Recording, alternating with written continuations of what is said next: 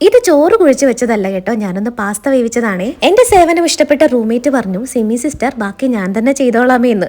എങ്ങനെയുണ്ട്? നല്ല കളർഫുൾ ആയിട്ടുണ്ടല്ലേ. തക്കാളിയും ക്യാപ്സിക്കവും ക്യാരറ്റും സവോളയും ഉണ്ടായിരുന്നു. എണ്ണ നന്നായിട്ടൊന്ന് ചൂടായി വന്നപ്പോഴേക്കും അതിൽ ചെറുതായിട്ട് അരിഞ്ഞ സവോളയും ഇട്ട് ക്യാരറ്റും ഇട്ട് നല്ലതുപോലെ ഒന്ന് മിക്സ് ചെയ്തു.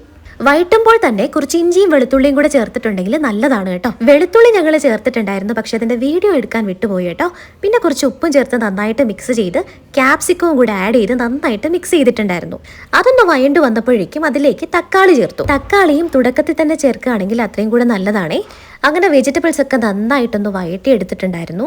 ശേഷം അതിലേക്ക് കുറച്ച് മഞ്ഞൾപ്പൊടി ചേർത്തു, മുളക് പൊടി ചേർത്തു, മല്ലിപ്പൊടി ചേർത്തു, കുറച്ച് മസാലപ്പൊടിയും ചേർത്തിട്ടുണ്ടായിരുന്നേ. കുരുമുളക് പൊടിയും കൂടെ ചേർത്താൽ അതും നല്ലതാണ് കേട്ടോ. അവസാനം ചില്ലി ഫ്ലേക്സും കൂടെ ചേർത്തിട്ട് നന്നായിട്ടൊന്ന് മിക്സ് ചെയ്തെടുത്തു. നമ്മളുടെ മെയിൻ താരമാണല്ലോ കെച്ചപ്പ്, അങ്ങനെ അതും ആഡ് ചെയ്തു.